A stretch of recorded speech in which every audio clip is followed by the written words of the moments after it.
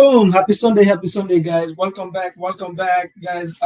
Here I'm going to talk about today all things pre-foreclosures. I get this question all the time. People hit me up about pre-foreclosures, and they complain that sellers are ghosting them. They get frustrated. They want to give up. Sellers are backing out on their contracts. Like they go in and do all this work, and then the seller end up backing out. The seller don't want to work with them. So, guys, number one, 2023 onward, trust me, you want to go after pre-foreclosures. I started with pre-foreclosures. Again, if you're new into my YouTube channel, welcome to this YouTube channel. Please make sure you like, subscribe, hit the notification bell, leave a comment in the comments below. Hey, let me know how you found me. Let me know how you found me. I'm genuinely curious how you find me. And then on top of that, what other topics you want to hear about. But today, I'm going to give you 8 options that we apply in my business in order to do the minimum we do, guys, in terms of pre-foreclosures. So I'm in 4 different markets mainly, but we do this nationwide. Literally, I have a property on the market right now, which is a pre-foreclosure. We stopped the auction, and I just bought my primary residence in Atlanta, 7-bedroom, 4-bath, pre-foreclosure. The seller was behind, had it on the market as a listing. The property couldn't sell, and I'm taking over that property subject to using creative finance, and I'm turning that into my primary residence, right? So I started with pre-foreclosures per accident. So my biggest first check was $68,000, and it was a pre-foreclosure. I didn't know at the time it was a pre-foreclosure, it was an accident.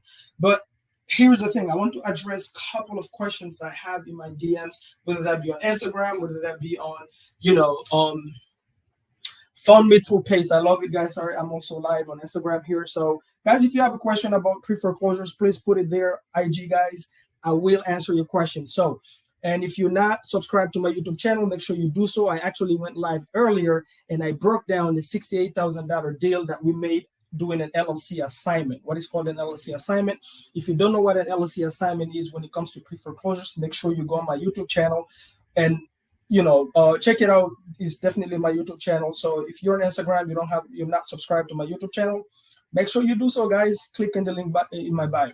So, guys, here's the thing. The reason you get ghosted, I get this question all the time. Mamadou, we call the sellers, we get in touch with them, but for some reason, they always come back with, I got it handled. The bank called me and said, hey, I no longer have a loan on my property. I don't need to worry about it. It's all good. They shut the door, right? They don't want to talk to you. And so people give up and end up being frustrated and then give up on it. Number one, guys, one of the misconceptions about pre-foreclosures is that you think just because somebody is behind on their payments, they will hand you the keys to the property. It's not going to happen. That's not how it works, okay? They won't hand you. So you still have to follow up. You still have to build rapport. You still have to show them you care. So the reason you're getting ghosted is because you go into this and the only thing you're talking about is getting a contract. Me, and then you only have one option to offer them, which is a cash offer. And oftentimes it doesn't work for these people, right? And some sellers also, they want to keep the home. They want to stay inside that house. That's the house they've been living in, have kids in, grew up in, whatever it is, but like they're emotionally attached to the property. So it's not like they're not looking to sell it. So sometimes the right thing to do is to guide them to the right direction and just to keep the property. But here's the reality, guys. Statistically, over 70% of sellers that actually work some sort of friendly whatever negotiation with the bank, loan modification, whatever, and stay in the property, three to 4 months later, guys, they go back into default. They literally go back into default. And this is where people miss out on deals, is they stop following up. They stop following up just because the seller did a loan modification. Now they can keep the house. Or maybe the seller decided, you know what? I talked to my mom, my cousin, my friend, whatever. They will lend me the money, so I'll get a personal loan. And I will just get caught up on my arrears. Guys, if you don't know what a pre-foreclosure is, usually this is sellers that are behind on their mortgage payments, but not necessarily just the mortgage payments. Right, the property we have, we have one in McKinney, Texas right now. Actually, 2. We have 2 properties. One of them is in another place in Atlanta, and the other one is in McKinney, Texas. And those properties were in foreclosure not because they were behind on their mortgage, but they were behind on the HOA. So they didn't make the HOA payments, so they were doing what is called a sheriff sale. Right, they were about to. So, guys, I'm also going to answer some questions in You're writing this facing backward outside. Yeah, guys, I'm gonna go over the writing. Don't worry about it. I'm doing it for the YouTube mainly, but I'm gonna go over it. I'm gonna break it down, and then I'm gonna go over what I wrote on the board. Okay, guys, this is 8 options when you're talking to pre-foreclosure sellers. You want to bring up. You want to give them these options. This is the options you want to talk to them about.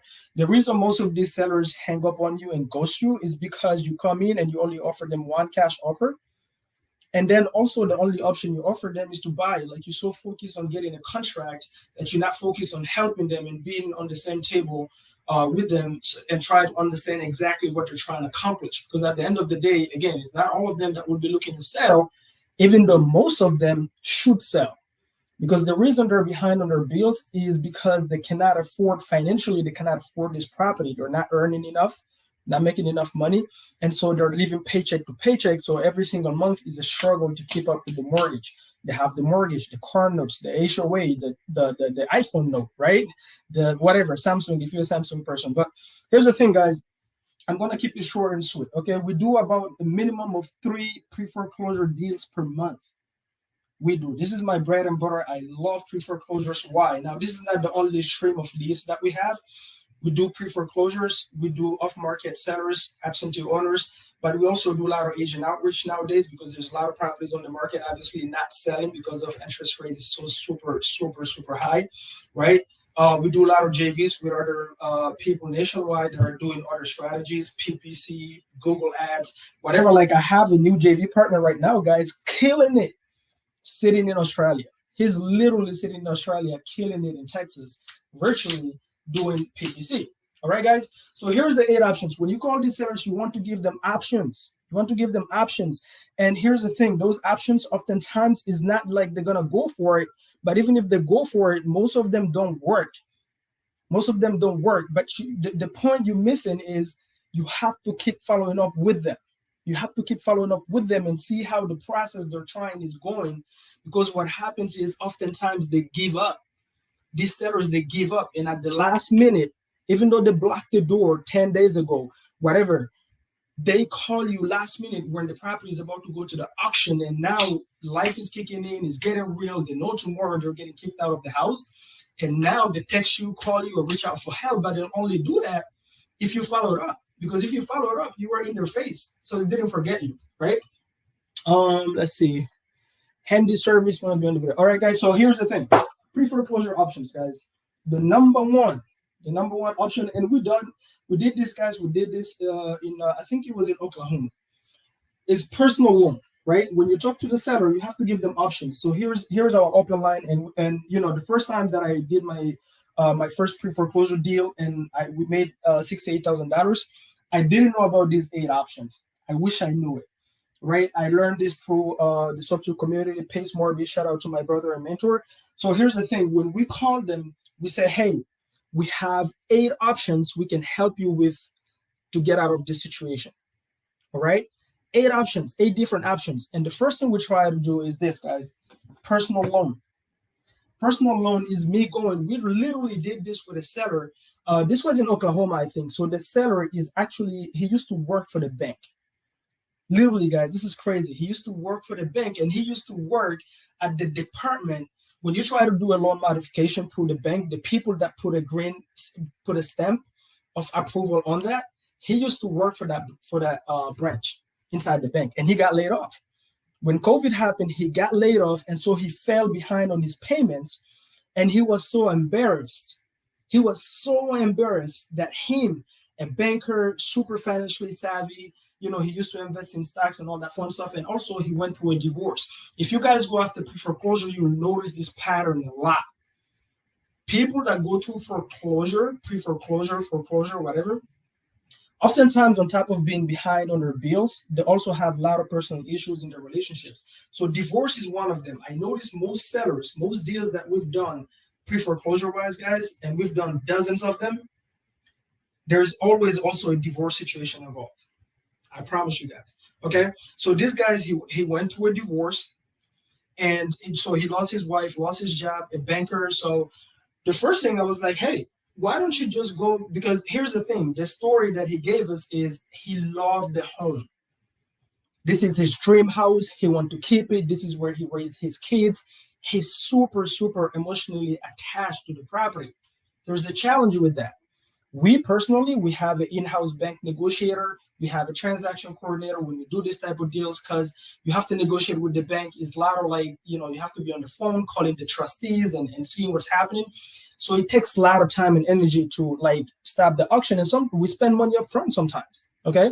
And so if the seller is looking to keep the property, we're not trying to spend money to help them keep the property. There is people out here, just so you guys know, that's their business model. I have a JV partner who reached out to me, and he's part of a mentorship. I don't know what the mentorship name is, but his mentor, their business model is reaching out to these pre-foreclosure sellers and giving them loans. Let's say hypothetically the seller is behind 10K. What that mentor does is he gives them a loan of 10K for 90 days, a year, or whatever, right? That's what he did. And then they get caught up. And now not only they owe the bank, now they owe him also money. To me, that's super dangerous. And that JV partner was complaining because every single time they submit a lead to their mentor to call, that seller helped them lock it up. The mentor end up turning it into a lending business, which is that's his business model. His business model is finding pre-foreclosure sellers that are behind on their payments. Then he lend them money. So he's a lender. He's not a real estate investor. He is a lender, right? That's his business model. We don't do that. It's super dangerous. I mean, these people are already behind with the bank. So with this seller in Oklahoma, what he said was, I would love to keep this house. I would love to keep this house. I've applied for jobs, and I think in 2 months there is a position that I might be getting in 3 months. I just need to get back on my feet so I can stay in this house because I love the house. This is my dream home. This is where I raise my kids. Anyway, give us a beautiful story. Was literally embarrassed. He was almost crying on the phone. I felt sad for the guy. So I was like, dude, hey, why don't you just go and try to get a personal loan from a friend or something? Just go and try to get a personal loan. I think he was behind 6 months or so. It was like 30 grand or something. Just since you know you were about to get back in the workforce in 3 months, go get a personal loan, get caught up on your, back payments. That gives you a breathing room till you get your new job and you restart making those payments and maybe work out something to where that friend of yours can lend you for 12 months or whatever you guys work out. But in that sense, you keep the property. So that's the first option. Guys, you want to give people options. You want to be a one-stop shop. Let me see. Do you help with a script or guide? Yes, we do have a script, guys. If you leave a comment in my YouTube channel, if you want it. So we have a landing page. It should be done by now where we'll be providing people the free script that we use for this stuff. Okay. So that's what he did, guys. He went and got a personal loan. 3 days later, he texted me and the JV partner. He said, hey, guys, I'm so happy I found a loan for the property, so I'm just going to keep it. I was excited, like super happy for the guy. But guess what, guys? We're still following up with this guy. Why are we still following up with the guy? Because I know at some point, I promise you guys, this is a pattern. Even though he got caught up, most pre-foreclosure sellers that get caught up on their payments do a loan modification of some sort. 3, 4 months, 5 months later, they fall behind again. So you don't want to stop following up. So what we do is, guess what I did? We said, go get a personal loan. And then what we started doing is texting this guy every day. Hey, how is that going? How is that going? How is that going? Right? So that worked out for him. The second thing that you want to offer, guys, this is options. It doesn't mean they're going to take it. The reason these sellers are hanging up on you and ghosting you is because the only option you're offering them is to buy the property, and you're not really coming with, hey, I'm here to solve your problem. And at the end of it, potentially the intention is to get the property, right? And so the second option, guys, is agent listing. This right here, guys, is super key. You want to address this. Most people spend a lot of time and energy trying to get in front of the seller and start working out, terms and offers and deals, just for 2 days later to find out that the seller has been working with a real estate agent. They have a friend that is a real estate agent. They have a family that is a real estate agent. They're going to list it. So this is what we call the black swan, guys. Like, the black swan is that hidden third party that will kill your deal. So you want to bring it out. You want to address that from the get-go, but you also want to give it as an option. Hey, why aren't you just listing this property? Why aren't you just taking this property and listing it on the market, selling it, and moving on and buying a new house? Here's why they don't do it, though. Because oftentimes, 99.9% of the time, the property don't have a lot of equity. There is pre-foreclosures that have equity, but most of them don't have equity. So if they were to list the property with a real estate agent, what's going to happen is they may have to write a check to sell their property. That's the reason why they don't do it. But you still want to bring it up as an option, because here's the thing, guys. This is just in your head. Most people think, if I offer this option, why would I do that? I'm trying to get the contract. I'm trying to get the property. Why would I tell them to go work with a real estate agent? Why would I push them to that route? Here's why you want to do that, guys. When you do that mentally, guys, what you're actually doing is building credibility. This is called the pull away method.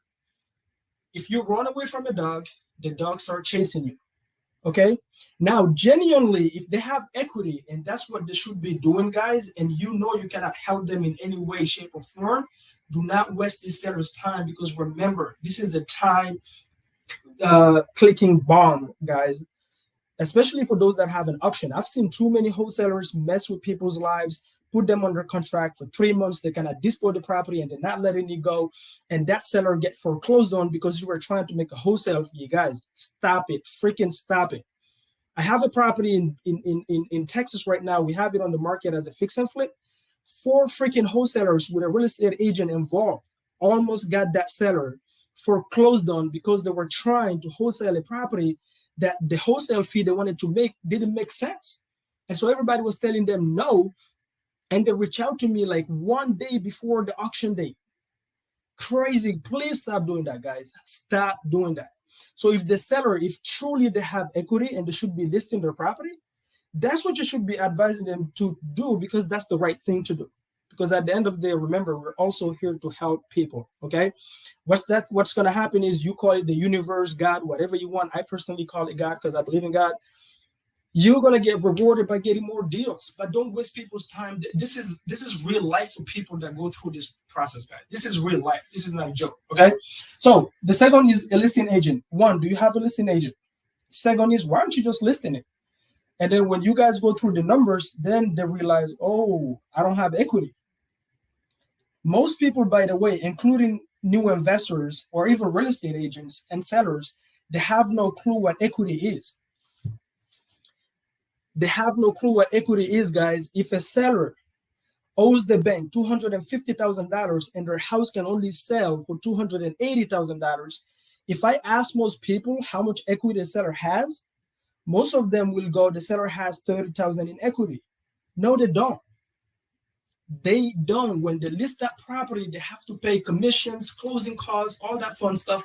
On average, nationwide, it costs about 8% to sell a real estate. And so they don't have equity. They might end up writing a check to sell that property. Equity is the net profit that the seller walk away in their pockets after all the fees. That's what equity is. Equity is not the listing number. Equity is the net amount that the seller walk with away at the closing table after all the fees, everything paid, commissions to the real estate agents, which the seller pays both seller's agent and buyer's agent, and the closing fees and the miscellaneous fees. There is always something else to be paid after that. That's what you call equity. Okay, guys. So do you have a real estate agent? Why don't you list it?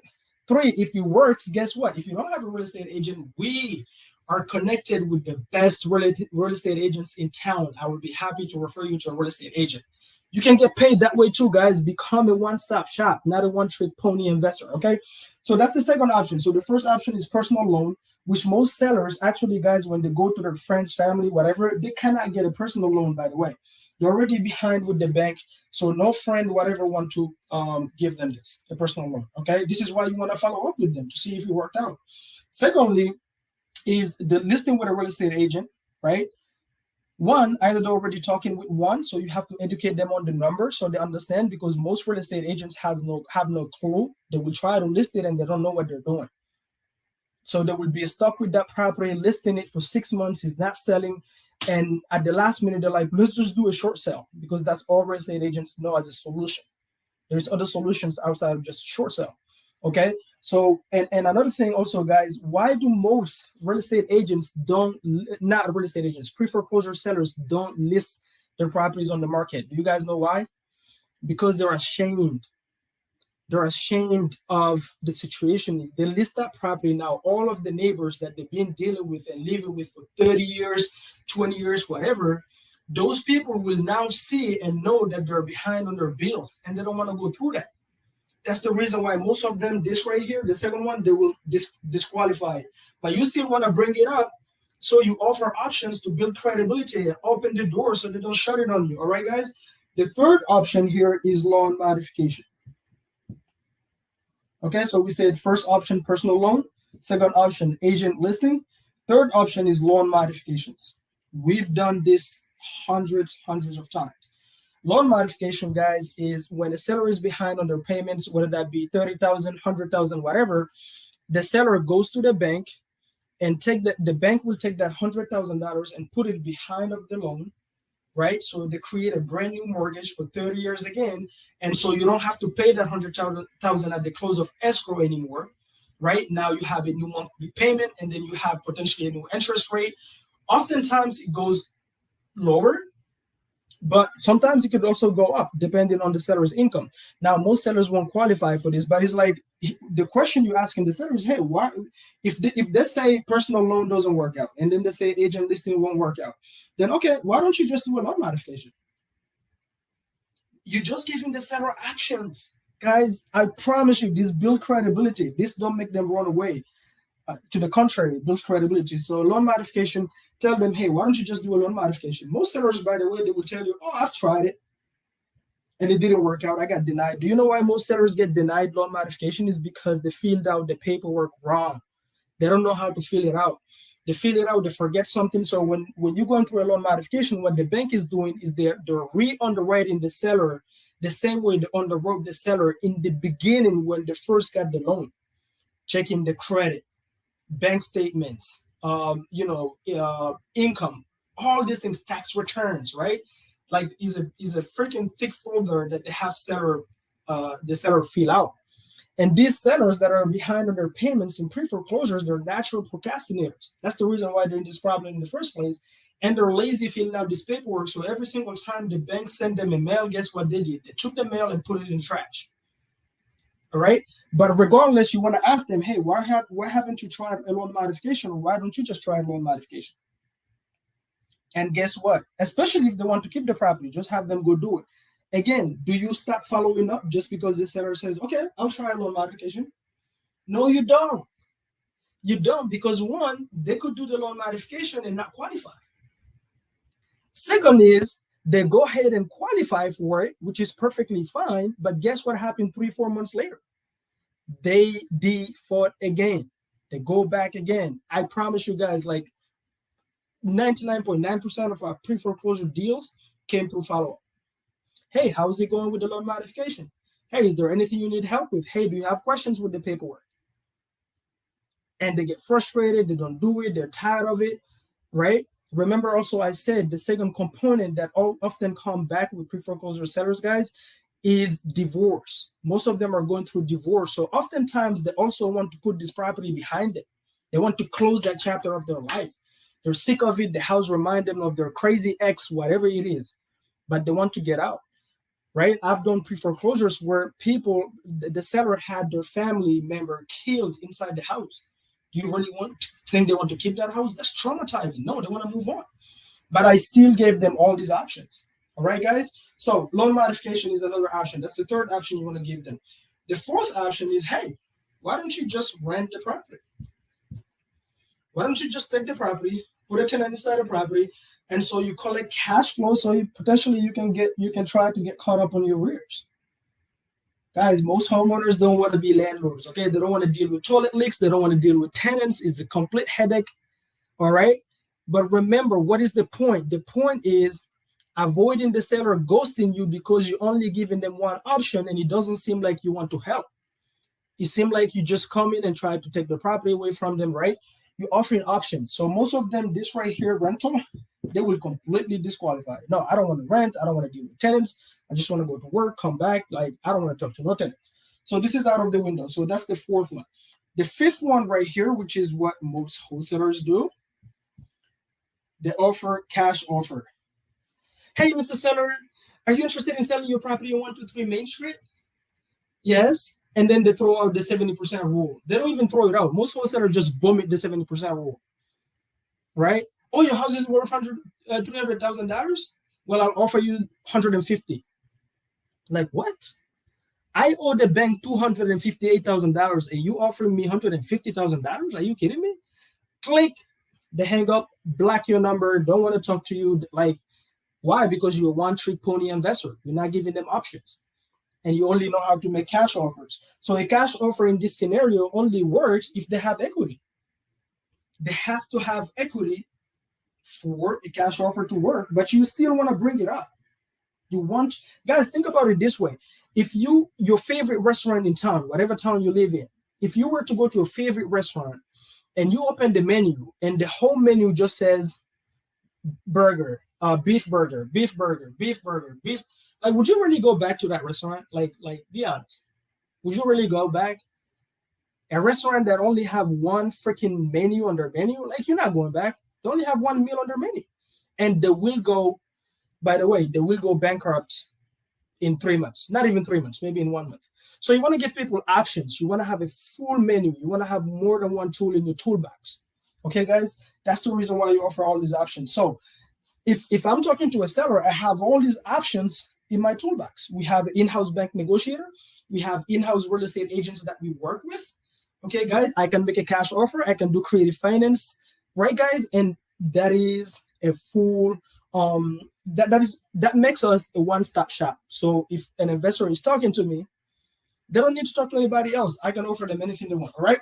So a cash offer. Now, oftentimes it only works, guys, if there is equity. Again, you can go back and watch this later on. It's recorded. It's going to be live on my YouTube channel. The definition of equity, because most people have no clue what equity is.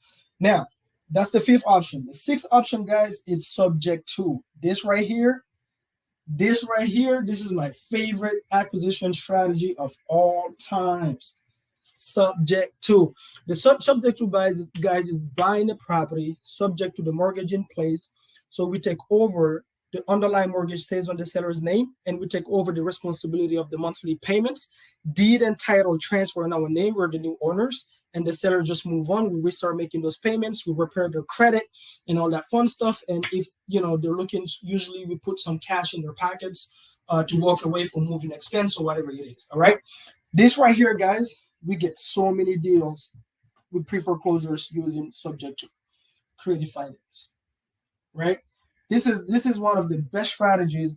Just underneath this, guys, I'm going to do another video. Just underneath this right here, creative finance, there's 7 different options you can offer, just so you know. Not just one. Not just one. This is the reason why if a seller talk to Mamadou, they don't need to talk to your knucklehead with your 70% rule. Your 70% rule used to work in the 1980s. Okay? And it's still being preached by your gurus that haven't done deals since 1994. Ask them, what is the most recent HUD they have? All right? So we offer subject to deals. We offer subject to options, sorry.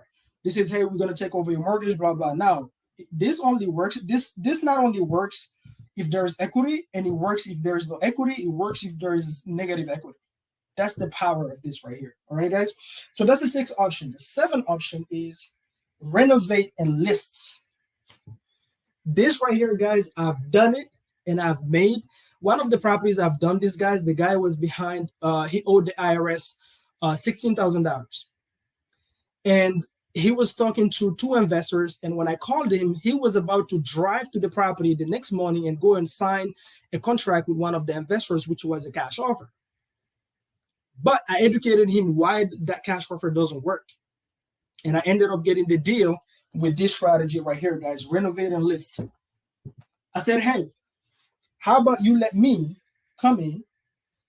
Guys, I made $84,000 net profit with this strategy right here on the pre-foreclosure. $84,000 net profit in Waldorf, Maryland. All right. So renovate and list. So this is, I said, hey, why don't you just let me partner up with you? Why don't you let me come in? Okay. I would renovate the property. I would clean it up, renovate it. I have an in-house agent. She would list the property for me. And then once you sell it, then you get paid. He was like, what? You can do that? I said, yeah. And if I do that, I'll pay you $5,000 more than anybody else. This other guy is offering, I think at the time the guy was offering him $340. The cash offer was at 340. I said, dude, I'll give you $345,000 if you give me 3 months. Let me come in. I'll partner up with you. I have the money. I have the renovation experience, the fix and flip experience. So I'll renovate the property. I'm responsible for paying the mortgage while we're renovating the property. I'm responsible for paying the insurance. I'm responsible for keeping up with the project, and I'm responsible for listing it and selling it on the market. And I spend my money to renovate the property. You don't have to do anything. You already have the property. Your only value, the value you bring into the table on this partnership, because I'm partnering with you, the seller, is the property which you already own. You don't have to go buy it. It was like, okay, and I make 5,000 more. I say, yeah, I give you 5,000 more. They're offering you 340. I'll give you 345. Do you see why, if you're a one-trick pony investor, you cannot compete with me? You can't compete with me. All right, guys. And he signed the contract with me right there on the stairs, guys. I drove face to face. I closed this guy face to face. Bam, he signed right there within 5 minutes with me inside that property on the stairs. He signed with me. You guys know what's funny? I closed on that property, made $84,000 net profit. And I think 3 days later, the investor that made the cash offer to the seller sent me a pre-foreclosure lead in a different county in Maryland. Now, I didn't know it was the same investor, but when we talked on the phone, I said, yeah, I do pre-foreclosures all the time. I actually just closed one of them in Waldorf, and I told him the address, and he was like, bro, you were in my competition on that property? I was the one that offered the 340. I said, oh, yeah? He said, well, bro, you don't know creative finance. You know what I'm saying? Like, it is what it is. We got the deal, You're one-trick pony investor. So I helped him close that deal on, yeah, bro, it's the best. So now, mind you, on this here, we don't close escrow, guys. What we do is we come in, we spend the money, we renovate it. We don't close escrow yet. And then once we renovate it, we list it on the market. Then we close escrow with the end buyer. Then the seller get paid, I get paid. All right, guys, this is called the novation agreement, by the way. Renovation and list, this is called the novation agreement. This is what we call it in the creative finance realm. Okay, so that's number 7. Number 8, guys, here is bankruptcy. Filing bankruptcy.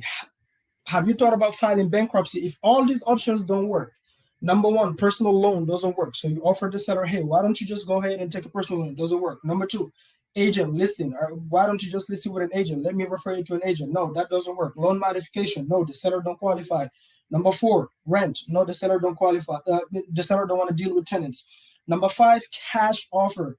No, it doesn't work. I don't have equity or whatever, right? Subject to creative finance. I really don't want you to keep my mortgage. I don't want to keep that mortgage. No, I don't want to do that. I don't want to do, for whatever reason, maybe they don't like subject to. I don't want to keep my name, keep the loan on my name, and then you keep making the payment, so that doesn't work. And then renovate and list. Okay, that also doesn't work. That's number 7. So what you're left with, number 8, is bankruptcy to stop the auction. Now, here's the deal, guys. I'm not an attorney. You're not an attorney. So you have to talk to some attorneys in your neighborhood. But here's the reality, though, guys. There is a way cheaper way. I've learned not to refer sellers to attorneys to file bankruptcy. Why? Because remember, these sellers can already not afford their mortgage payments. They're behind on their payments. And then they call an attorney, and the attorney want them to pay $2,500, $3,000, $4,000 sometimes. And then they want them to go pay, also on top of paying them $4,000, also pay for a bankruptcy course. Okay? Like, why would they do that? So I don't refer pre-foreclosure sellers to attorneys anymore. What I do is, and I will have another video, guys. Leave it in the comments if you want to hear that strategy. What we do is we teach the seller how to go to the county and file bankruptcy for just $400. It costs them $400, guys. Okay, $400 and four grand. So usually, if the seller decide, hey, Mamadi, not only you were awesome, okay, but you also offered me options. At this point, guys, by the time I get here and come back to number 6, which is subject to, right? What happens is me and the seller, we have credibility, we have rapport. I know everything about the seller. I know their story, where they used to work. I know what led to them going through divorce. They trust me, right? They want to talk to me, whatever. So at this point, done deal. Like they're no longer talking to you, by the way. At this point, if you text them, call them, or send them a direct mail, they will literally take a picture and send it to me. That's as a good of a rapport that we have at that point. You're done with your 70% rule and cash offers. All right. So at that point, with the bankruptcy, if they decide, hey, they want to work with us, hey, Mamadou, you know what? I want to move on. I want to close this chapter of my life. I'm done with this property. I'm moving on. The bankruptcy, which is the last resort that we use that for. Okay, guys. Again, if you haven't seen my live earlier, we also do things like short sales. We do LLC assignments. I broke it down today live on my YouTube. Go watch it. That was super awesome. But like if they decide to work with us and they don't have the money, what we do is on the bankruptcy thing, we spend the money. We spend the money. We give them the money to be able to go ahead and do this. Because at the end of this, they agreed they would sell us the property. And this stopped the auction. Now, the thing with us, again, guys, we have something super different than most people. We have an in-house bank negotiator. So if you ever JV with us on pre-foreclosures, I don't talk to the bank. I used to do this myself, but guys, sometimes you can sit with the trustee and the bank like 4 hours on the phone negotiating liens or the HOA or whatever. So we have an in-house bank negotiator that have over 15 years, I think even 20 years of experience. That's number one. Number two, we know all the steps, all the tricks, right? We know a lot of people that work inside the banks, so we know how to like get these people out of the situation. But we only spend time and energy and money if the seller at the end of this is willing to work with us and let us buy the property. But even if they don't, guys, it's perfectly fine. At the end of the day, we're here to help. So we'll still guide them through the process on how to keep their property. But you know one thing we don't do? We don't stop following up. We don't stop following up, guys. I have even had sellers that ghosted me after we've tried everything. And I followed up so much that I ended up finding out that they ghosted me. They didn't want to work with anybody. And they ended up getting foreclosed on. That's how strong my follow-up is. I go on Google all the time, Zillow. I look at the property. Is this still on the off market? Is this not foreclosed on yet? Blah blah. I text them, call them, whatever.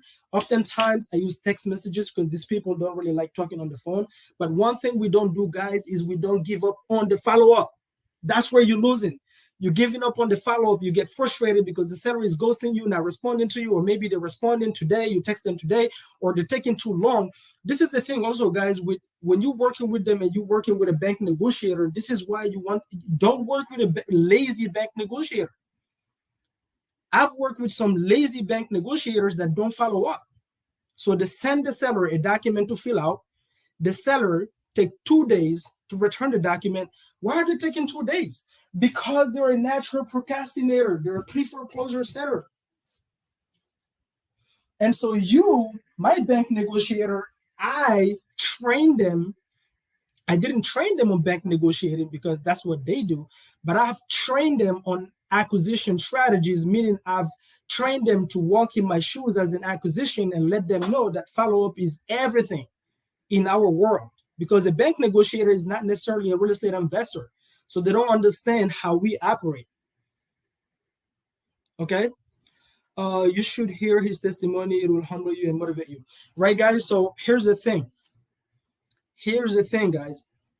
You never want to give up on the follow-up, and you only want to work with bank negotiators that are strong on the follow-up. So when they send a document to the seller, trust me, the seller will procrastinate because they're lazy filling out any documents. That's the reason why they haven't tried any of these options.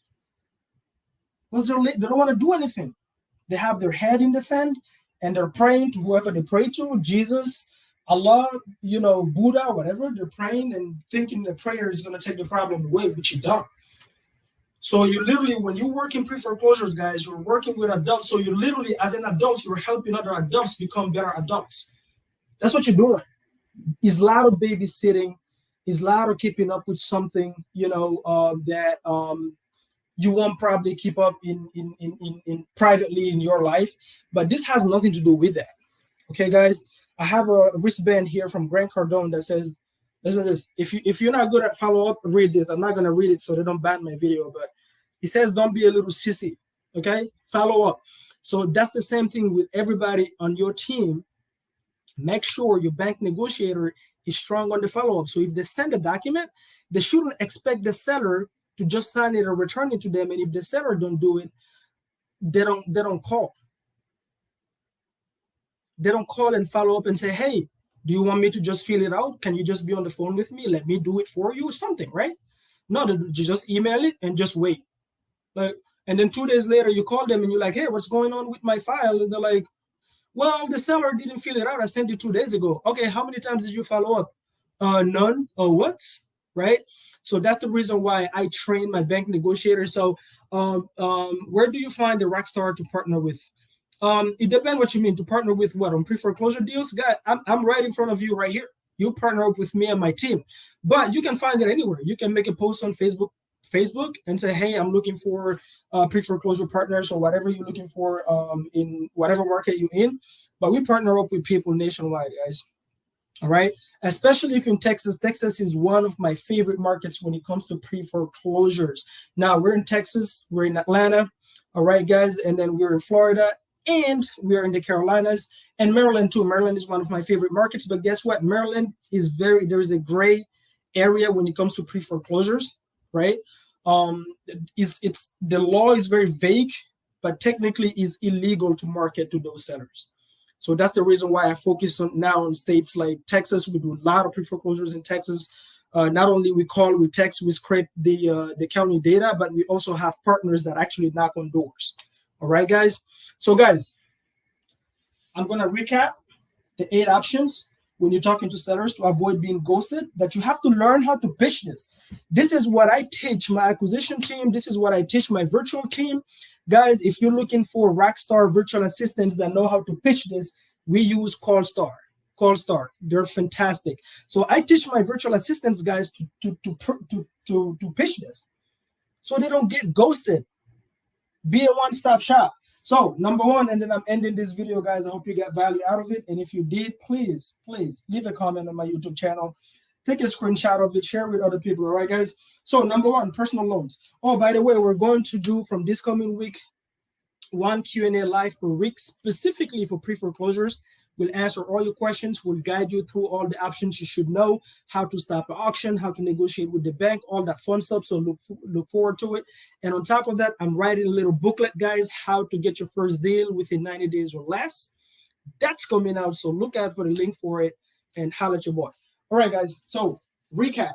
First option, pre-foreclosures, 8 options. First options, personal loans. Now you need to learn how to pitch this.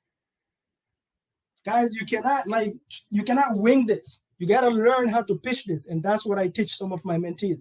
How do you pitch this freaking stuff? All right. So personal loans, that's number one. Second is agent listing. All right. Third is lawn modification. Go back on my YouTube channel and watch it if you missed how I broke down the details on this. Fourth is rental. All right. Number 5, cash offer. Number 6, subject to creative finance. Number 7, novation listing. All right, partner up with the seller and listing it. And then number 8 is bankruptcy. All right. I absolutely will leave the video posted on my IG, obviously, but I'm also recording here for my YouTube channel, and I went live today earlier breaking down the pre-foreclosure deal where we made $68,000 doing an LLC assignment. If you don't know what an LLC assignment is, I broke it down on my YouTube channel. I will put the link to that video below. And again, guys, hope you're having a fantastic Sunday. If you're just starting in real estate, no money, no credit, none of that stuff, and you want to get deals done, I promise you pre-foreclosures is one of the best lists you will ever go after. Is it easy? Absolutely no. Is it worth it? Absolutely yes. Do you have to follow up? Absolutely yes. Do you have to learn how to talk to people on the phones? Absolutely yes. But trust me, 99.9% of our of our subject to deals in our portfolio, guys, our Airbnbs, rentals, actually comes from pre-foreclosures. So start going after them, all right? I'm going to do another video again, guys. We're going to do this every single Monday. Live Q&A, pre-foreclosures only. Answer any questions you have, give you tips and tricks, show you how you talk to these sellers. If you're looking for virtual assistants on your team that knows how to talk to pre-foreclosure sellers, make sure you reach out to CallStar. I will put their information in the link below. And until next time, guys, boom, boom, boom. If you don't know what the boom stands for, B for bold, O for obsess. The other O is for ongoing, and the M is for money and mindset. You dig? Until next time, guys. Boom, boom, Bibo.